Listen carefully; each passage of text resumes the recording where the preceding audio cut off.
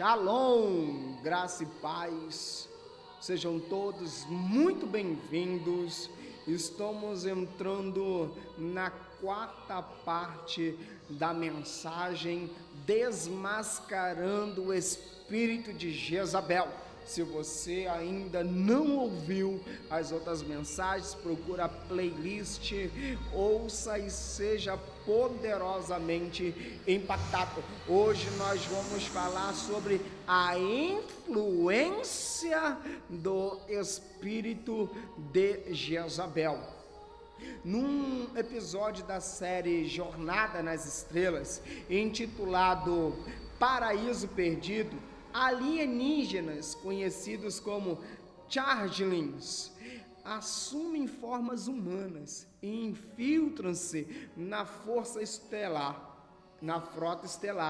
fazendo-se passar por membros de confiança da Federação. O propósito deles é criar confusão e semear o medo na Terra. Assim como os Changelings enviaram seus agentes para sabotar a Federação, Satanás envia suas forças das trevas para atrapalhar o trabalho da igreja. Esses agentes demoníacos assumem nossa aparência e falam a nossa língua, mas a sua lealdade é para o outro reino. Assim como a Federação precisou aprender a identificar a presença dos Changelings, o corpo de Cristo precisa identificar os indivíduos que operam sobre a direção do espírito de Jezabel. Scott, ele era um pastor de uma grande igreja. Estava intrigado com um grande número de exonerações entre os membros da liderança. Tinha sido cuidadoso na escolha e no treinamento dos líderes, formando uma equipe notável. No entanto, estava suspeitando que iria perder outro membro da equipe. Então a luz começou a brilhar. Um dos membros da liderança conheceu uma mulher que tinha tido envolvimento com uma convenção de bruxas. Ela incidentalmente mencionou que reconheceu duas mulheres que iam regularmente à igreja dele como participantes da convenção de bruxas. Embora todos pensassem que as duas fossem cristãs, posteriormente foi descoberto que continuavam na prática da bruxaria. Durante os cultos, as duas se sentavam nos primeiros bancos e silenciosamente proferiam seus encantamentos. Lamentavelmente, as duas bruxas conseguiram dissipar a força da equipe dos líderes de Scott, lançando maldições demoníacas contra eles. Cuidado! O apóstolo João alerta a igreja de Tiatira, uma cidade da Ásia Menor, em relação a uma pessoa que tinha abraçado o espírito de Jezabel. Em Apocalipse capítulo 2, versículo 20 ao 28, está escrito assim: tenho, porém, contra ti o tolerares que essa mulher, Jezabel, que a si mesma se declara profetiza, não somente ensine, mas ainda seduza os meus servos a praticarem a prostituição e a comerem coisas sacrificadas aos ídolos. Dei-lhe tempo para que se arrependesse. Ela, todavia, não quer arrepender-se da sua prostituição. Eis que a prostro de cama, bem como em grande tribulação, os que com ela adulteram, caso não se arrependam das obras que ela incita. Matarei os seus filhos, e todas as igrejas conhecerão que eu sou aquele que sonda mentes e corações, e vos darei a cada um segundo as vossas obras. Digo, Todavia, a vós outros, os demais de Tiatira, a tantos quanto não têm essa doutrina e que não conheceram, como eles dizem, as coisas profundas de Satanás.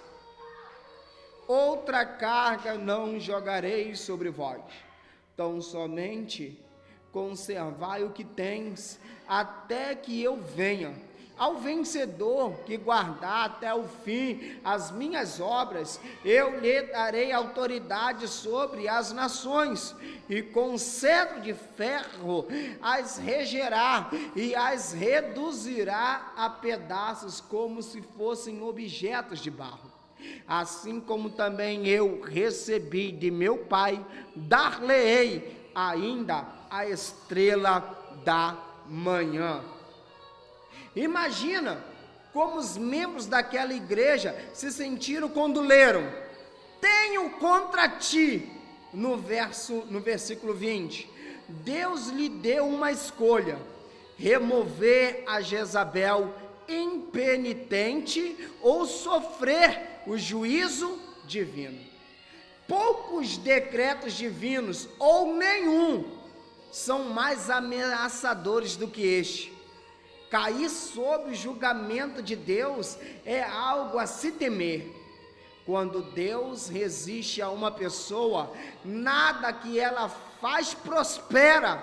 Quando o indivíduo sai da cobertura da proteção divina, fica vulnerável diante dos principados e das potestades.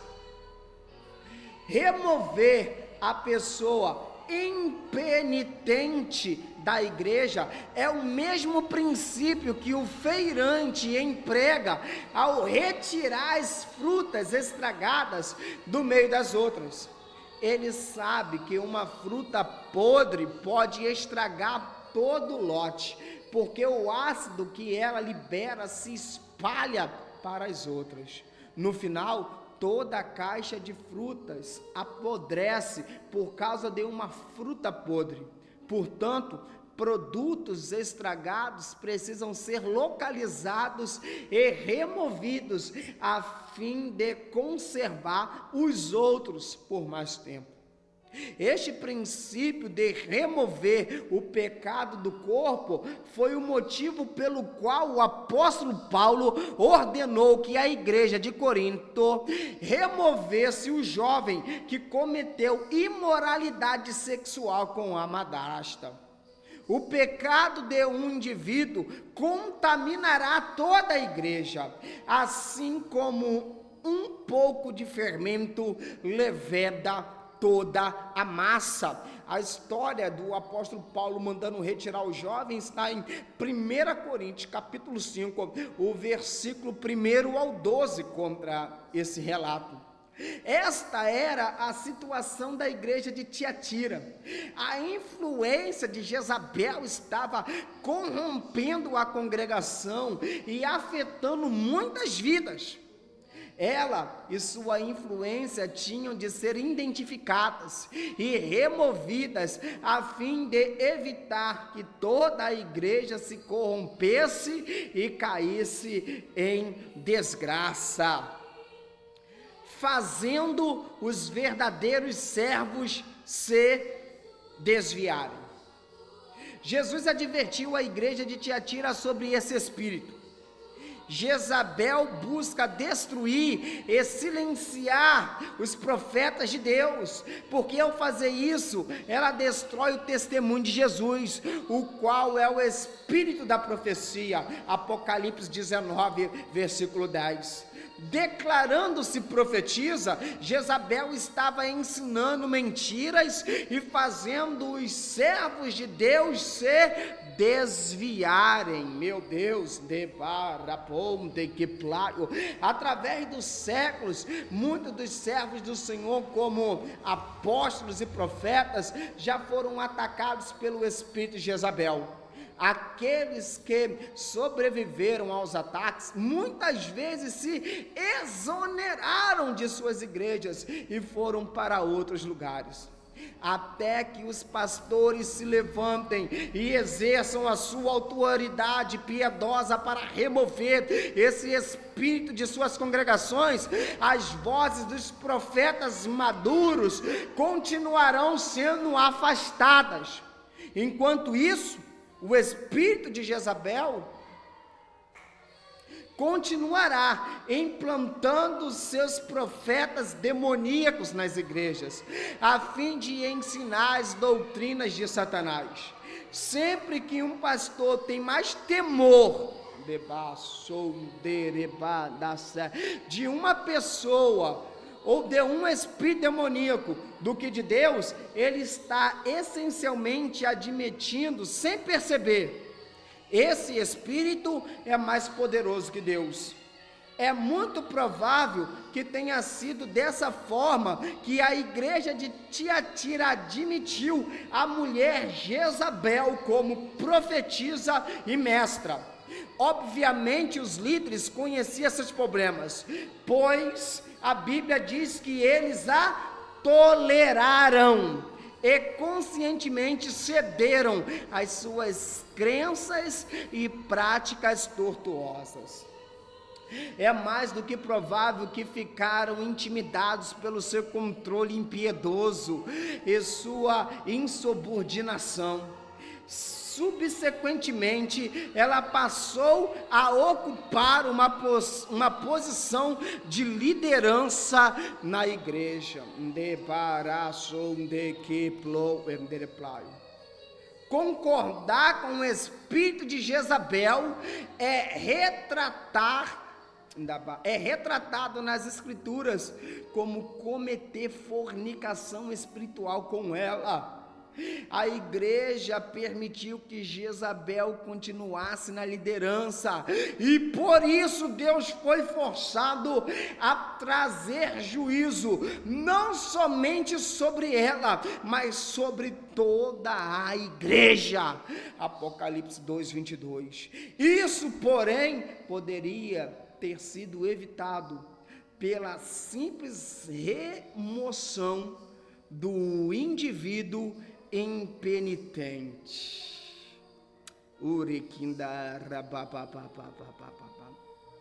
Os castigos de Deus. Apocalipse 2:23. Todas as igrejas conhecerão que eu sou aquele que sonda mentes e coração. O pastor da igreja de Tiatira estava diante de uma responsabilidade solene e desafiadora.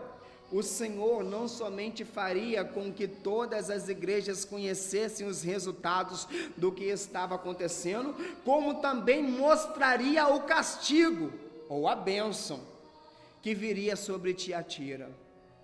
Ao fazer isso, Deus não somente castigou as ações, mas também os motivos ocultos nos mais profundos recônditos do coração, que fizeram com que a impiedade fosse tolerada. Uma carga singular. Apocalipse 2:24. Outra carga não jogarei sobre vós. Essa frase simples, muitas vezes ignorada, indica a importância que o Senhor deu à remoção desse espírito. A igreja de Tiatira foi incumbida de uma única tarefa: remover Jezabel, levantando-se em conta que Deus se referiu à tarefa como uma carga. Podemos imaginar a extrema dificuldade de se remover uma profetisa que ocupa posição de liderança. Sem dúvida, seria preciso um grande esforço por parte dos outros líderes, bem como de toda a congregação, para vencerem essa influência moralmente comprometedora. Creio que Deus escolheu Tiatira como exemplo para nós. A partir daquela época, as igrejas de todo o mundo olharão para ela para aprenderem como e por que devem tratar com este espírito diabólico. Vencer o espírito de Jezabel exigirá mais do que simplesmente colocar um fim no governo autoproclamado e auto-ungido de indivíduos que gostam de exibir seus dons. É preciso também que os líderes de Deus se humilhem e se arrependam por usarem a autoridade que receberam de Deus de forma injusta.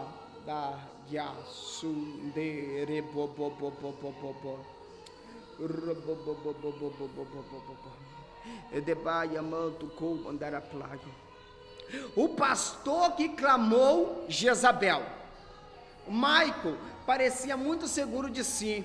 Mesmo assim, por baixo do seu charme exterior, estava cheio de inseguranças. Em seu segundo pastoreado, ele estava ouvindo reclamações dos membros da congregação que o faziam lembrar de sua primeira experiência no ministério pastoral. Prevendo outra situação de fracasso, começou a reagir de forma defensiva e agressiva a todas as críticas. Foi se tornando mais desconfiado e controlador, perdendo a calma com facilidade. Michael jogava a culpa dos vários problemas sobre os outros, muitas vezes acusando pessoas inocentes de terem o espírito de Jezabel. 3 anos mais tarde, um novo casal começou a frequentar a igreja de Michael. Depois de várias situações surpreendentes, o pastor percebeu que o marido e a esposa agiam sob a forte direção do espírito de Jezabel. Havia somente um problema. Ele já tinha usado tantas vezes o termo Jezabel que agora ninguém acreditava nele.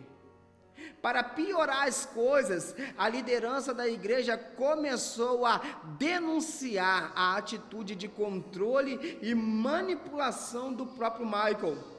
Desequilibrado pelas suspeitas, ele sentiu-se como se estivesse sendo julgado.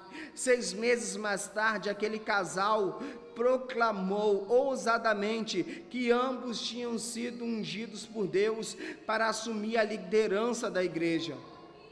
Uma semana depois, Michael foi forçado a pedir a sua exoneração e o casal assumiu a igreja. 1 ano mais tarde, porém, a igreja fechou as portas. Da passou dere papá robodobodo que plo plo plo plo plo plo plo plo plo plo plo plo plo.